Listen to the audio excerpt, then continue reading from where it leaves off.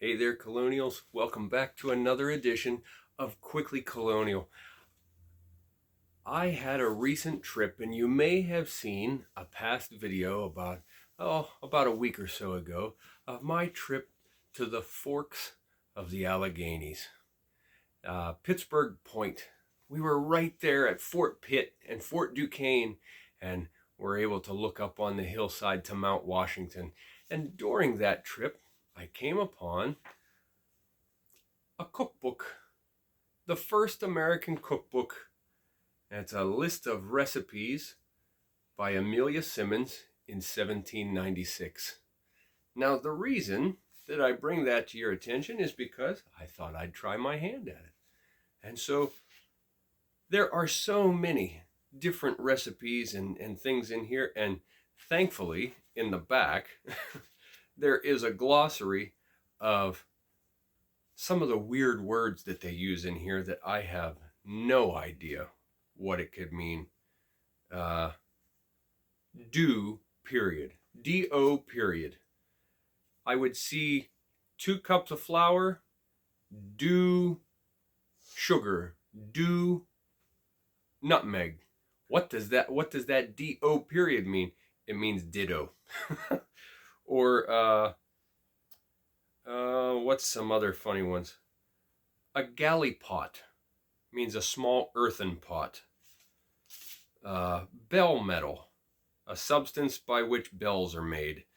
And scum means to skim off of the top of the surface of a liquid.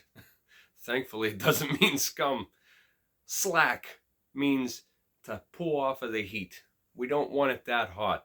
So thankfully that they have this glossary in the back to help me. Otherwise, I'd be lost on some of these recipes. But my dear Colonials, I am a big-time cake guy. I love cake. Cake of any kind.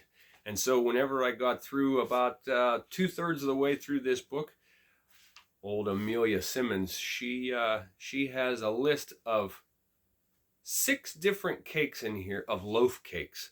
It says loaf cakes number 1, and then it says another, and then it says another.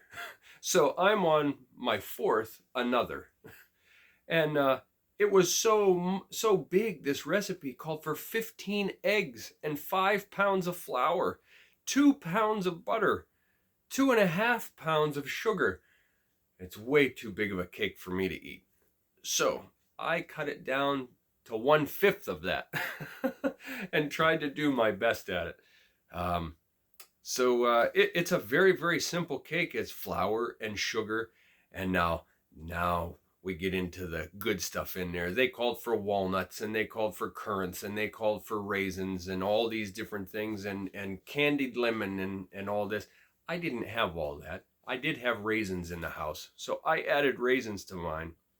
And then as I was looking at this recipe, I like a little bit of spice to mine. And it wasn't in her recipe, but I remembered another recipe from Martha Washington. And she had a great cake, she called it. And in her recipe, she had currants and grapes and raisins and whatnot. And she also had allspice, well, what we would consider allspice, cinnamon, nutmeg, ginger, and some other spices to really put a little kick into that. And so I added those spices into mine.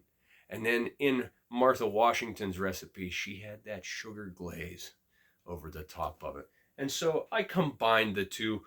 I figured maybe in some other part of imagination that Amelia Simmons and Martha Washington maybe got together one day and they made this. So I made my own great cake. It's a very simple loaf cake. And if you look in there, it has the raisins and the little speckles of spice, cinnamon and nutmeg and ginger. And it smells absolutely amazing. It actually tastes better than it smells. But as you can see, I've already eaten half of it. But here we are in the springtime, and it tastes just like fall. it reminds you of something right around Halloween times, or maybe a little bit later. Maybe you make one for Thanksgiving to be with your family at Thanksgiving. But there you have it, my dear Colonials. A little bit of inspiration from Amelia Simmons from 1796 and Martha Washington from the 1750s. So there you have it, my dear Colonials. We'll see you next time. Cheers.